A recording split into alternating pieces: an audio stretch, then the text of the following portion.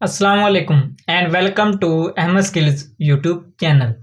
आज की इस क्लास में हम सीखेंगे कि हम अपनी शेप में टेक्स्ट को कैसे लिख सकते हैं, उसकी मज़ीद सेटिंग यानी उसका कलर, उसका फ़ॉन्ट का स्टाइल, उसका साइज़ वगैरह कैसे चेंज कर सकते हैं।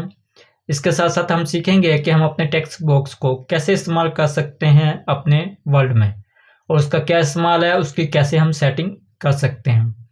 इसके साथ साथ हम सीखेंगे हम अपनी जो शेप है उसको रोटेट कैसे कर सकते हैं, उसकी अलाइनमेंट कैसे कर सकते हैं, उसको ग्रुप कैसे कर सकते हैं, उसकी पोजीशन कैसे तब्दील कर सकते हैं और उसका साइज़ कैसे तब्दील कर सकते हैं अपनी मर्ज़ी के मुताबिक एक ख़ास वैल्यू को मद्देनज़र रखते हुए। तो चलते हैं आज की क्लास की तरफ। यह एमएस वर्ड में मेरे पास कुछ शेप्स मौजूद हैं। इनको हम पहले ही डिटेल के साथ पिछली क्लास में पढ़ चुके हैं कि कैसे हम इनको इंसर्ट कर सकते हैं अपने एमएस वर्ड में। जब हम किसी भी शेप को इंसर्ट करते हैं तो हमारे पास फॉर्मेट टैब ओपन हो जाता है। तो हम इन टूल्स को पिछली क्लास में डिटेल के साथ पढ़ चुके हैं। अब हम पढ़ेंगे कि हम अपने टेक्स्ट को कैसे अपनी शेप में लिख सकते हैं। अभी जो हमारे पास ये टेक्स्ट के टूल्स हैं ये हाइड हैं। क्यों हाइड हैं? क्योंकि हमारे शेप के अंदर अभी टेक्स्ट मौजूद ही नहीं। टेक्स्ट लिखने के लिए आप अपनी शेप पे राइट क्लिक करें तो यहाँ पर आपके पास शेप के मुतल्लिका ऑप्शन आ जाएंगे, जिसमें एडिट पॉइंट्स हैं, ग्रुप्स हैं, ब्रिंग फॉरवर्ड बैकवर्ड। यहाँ पर आपके पास मुख्तलिफ टूल्स आ जाएंगे। यहाँ पर आपके पास ऑप्शन आएगा ऐड टेक्स्ट का। तो जैसे आप क्लिक करोगे तो आपका कर्सर जो होगा वो शेप के सेंटर में आ जाएगा। अब आपके पास यहाँ पर जो टूल्स हैं वो शो हो चुके होंगे। अब आप जो इस शेप के अंदर टेक्स्ट है उसकी मज़ीद सेटिंग कर सकते हैं। हम पिछली क्लास में इन चीज़ों को डिटेल के साथ पढ़ चुके हैं कि हमारे पास जो टेक्स्ट सिलेक्ट होगा सिर्फ उसी में ही चेंजिंग होगी। तो आप अपने तमाम टेक्स्ट को सिलेक्ट करने के लिए या तो कंट्रोल ए प्रेस कर दें या आप अपनी किसी भी शेप के साइड पे क्लिक कर दें।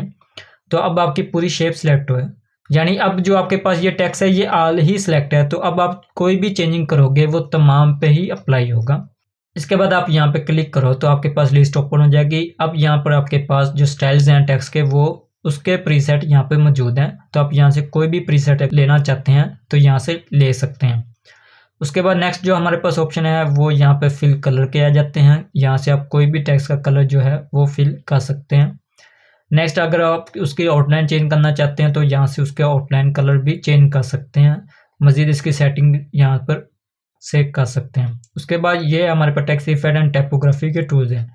ये तमाम टूल्स हम पहले डिटेल के साथ पढ़ चुके हैं। जैसे ही आप होम टैब पर आओगे तो यहाँ पर आपको ये टूल्स मिल जाएंगे। यहाँ से आप अपना कलर फिल कर सकते हैं, मज़ीद ग्रेडियंट कर सकते हैं।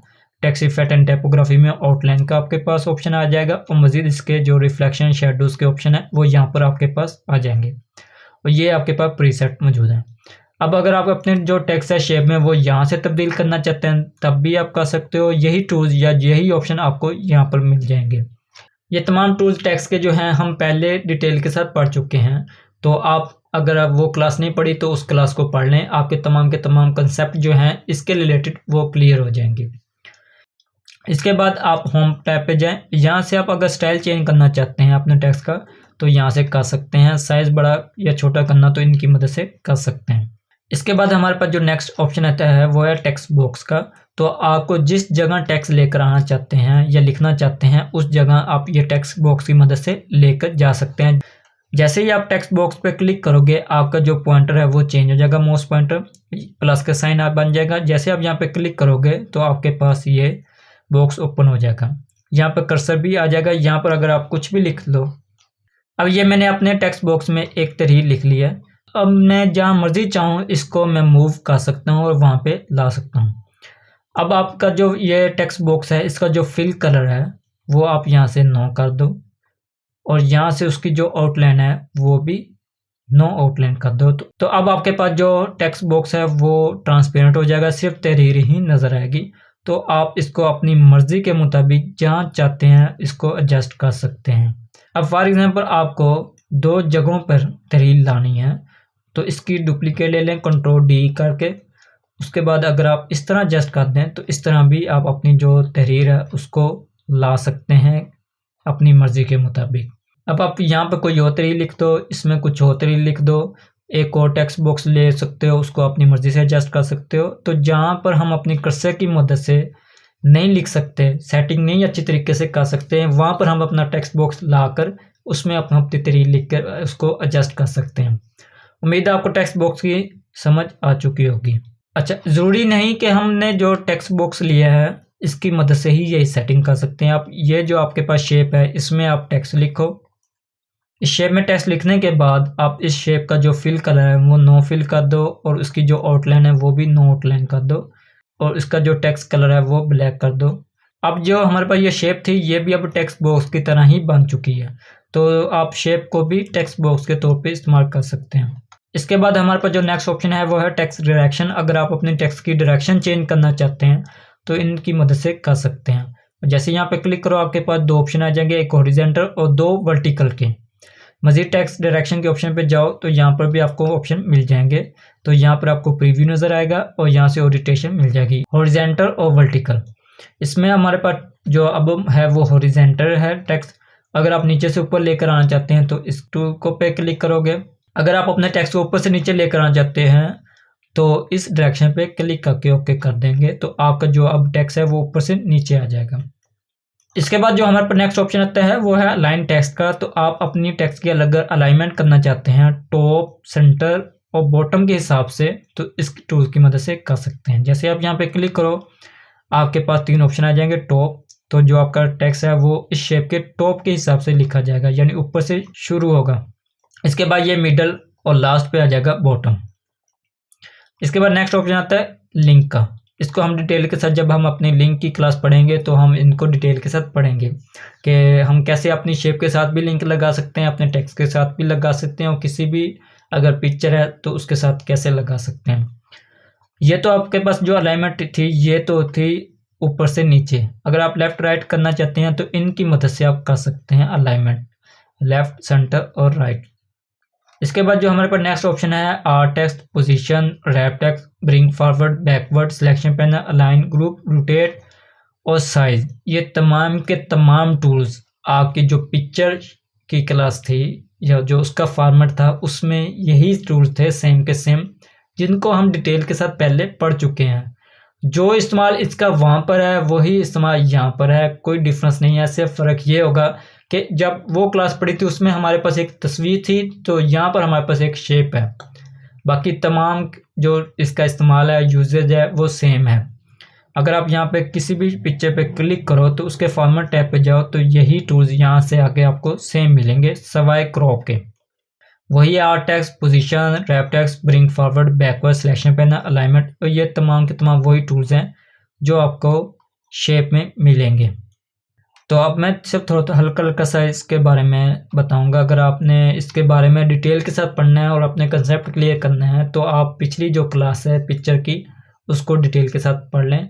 मज़ीद इसका जो लिंक है वो ऊपर आई बटन में भी आ रहा होगा, आप वहाँ पे क्लिक करके अपनी वो क्लास ले सकते हैं। तो यहाँ पे जो पहला ऑप्शन आता है वो आर्ट टेक्स्ट है। आर्ट टेक्स्ट में क्या होता है, हम अपनी जो डिस्क्रिप्शन है वो लिख सकते हैं। वो यहाँ पे शो नहीं होगी, वो एक अलग प्रोसेस है, वो हम डिटेल के साथ पढ़ चुके हैं। इसके बाद नेक्स्ट है पोजीशन। अगर आप किसी भी शेप की अपनी पेज के हिसाब से पोजीशन एडजस्ट करना चाहते हैं तो यहाँ से कर सकते हैं। ठीक है, ये लेफ्ट, सेंटर, राइट, ये सेंटर में आ जाएगा पेज के। ठीक है, ये हम के पेज के हिसाब से इसकी सेटिंग होगी। इसके बाद नेक्स्ट आ जाएगा आपके पास रैप टेक्स्ट के ऑप्शन। ये जब आप तहरीर लिखी होगी तो उसमें कैसे रैपिंग टेक्स्ट होती है तो ये भी हम डिटेल के साथ पढ़ चुके हैं। मज़ीद अगर आप यहाँ पे क्लिक करो यही टूल्स के जो ऑप्शन है रैपिंग टेक्स्ट के यहाँ मिल जाएंगे। अब मेरे पास यहाँ पर 3 शेप्स मौजूद हैं। जो शेप मैंने सबसे पहले ली होगी वो बैक पे चली जाएगी, जो मैंने बाद में ली होगी वो उसके बाद आ जाएगी, जो लास्ट पे ली होगी वो सबसे आगे आ जाएगी। अगर आप पिछली शेप को आगे लेकर आना चाहते हैं तो ब्रिंग फॉरवर्ड के ऑप्शन पे क्लिक करोगे। एक दफ़ा क्लिक करोगे तो एक स्टेप वो आगे आएगी। अगर आप डायरेक्ट आगे लेकर आना चाहते हैं तो आप ब्रिंग टू फ्रंट पे लेकर आ जाएं तो एक ही क्लिक पे जितनी भी शेप्स होंगी वो सबसे आगे आ जाएगी। अब जो आपके पास ये शेप है ये तो सबसे आगे आ गई और ये सबसे लास्ट पे आ गया। अब इसको आप बैक पे लेकर जाना चाहते हैं तो इसकी ऑप्शन की मदद से लेकर जा सकते हैं। यहाँ पर अगर क्लिक करोगे तो ये आपकी स्टेप बाय स्टेप पीछे जाएगी। अगर आप एक ही दफ़ा क्लिक करोगे तो ये तमाम के तमाम शेप के बैक पे चली जाएगी। उसके बाद सिलेक्शन पैनल आ जाता है। जैसे आप क्लिक करोगे तो यहाँ पे जितनी आपके पास शेप्स या पिक्चर होती हैं उनके तमाम की तमाम लिस्ट आ जाती है। यहाँ से आप शो हाइड करके देख सकते हैं टेक्स्ट बॉक्स, उसका नाम लिख सकते हैं, यहाँ पे रीनेम लिख सकते हैं और इसको अपनी मर्जी से अपने जो ब्रिंग या फॉरवर्ड कर सकते हैं। उसके बाद ये आ जाती है नेक्स्ट हमारे पास अलाइनमेंट के। अगर मैं यहाँ से किसी भी शेप पे क्लिक नहीं करता तो जो अलाइनमेंट होगी वो इस पेज को मद्देनज़र रखती हुई जो मेरी शेप है वो एडजस्ट होगी। अगर मैं 2 शेप ले लेता हूँ, उसके बाद मैं अलाइनमेंट लेफ़्ट करता हूँ, तो ये क्या होगा, इस शेप के लेफ़्ट साइड पे दूसरी शेप पिक्चर जो है शेप है वो आ जाएगी सेंटर। इस तरह ये मुख्तलिफ आ जाएंगे। इस तरह आप ऊपर से भी सेंटर में लेकर आना चाहते हैं तो अलाइनमेंट मिडल कर दें। तो अब जो ये आपका सर्कल है ये बिल्कुल इस शेप के सेंटर में आ चुका है। इस तरह आप अलाइनमेंट कर सकते हैं।